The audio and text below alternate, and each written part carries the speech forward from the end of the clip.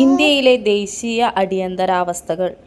ഒന്നാം ദേശീയ അടിയന്തരാവസ്ഥ പ്രഖ്യാപിക്കപ്പെട്ടത് 1962 ഒക്ടോബർ 26. പ്രഖ്യാപിക്കപ്പെടാനുള്ള കാരണം ഇന്തോ ചൈന യുദ്ധം. ആദ്യമായി ദേശീയ അടിയന്തരാവസ്ഥ പ്രഖ്യാപിച്ചപ്പോൾ പ്രസിഡന്റ് സർവേപ്പള്ളി രാധാകൃഷ്ണൻ, പ്രധാനമന്ത്രി ജവഹർലാൽ നെഹ്റു, പ്രതിരോധ മന്ത്രി വി.കെ. കൃഷ്ണമേനോൻ.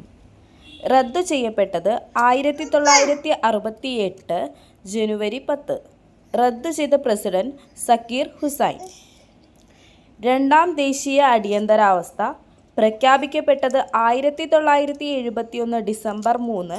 പ്രഖ്യാപിക്കപ്പെടാനുള്ള കാരണം ഇന്ത്യ-പാക് യുദ്ധം.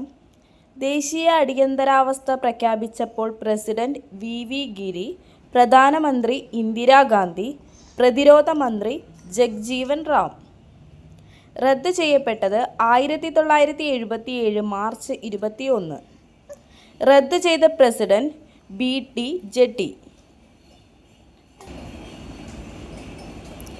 മൂന്നാം ദേശീയ അടിയന്തരാവസ്ഥ പ്രഖ്യാപിക്കപ്പെട്ടത് 1975 ജൂൺ 25. പ്രഖ്യാപിക്കപ്പെടാനുള്ള കാരണം ആഭ്യന്തര അസ്വസ്ഥത.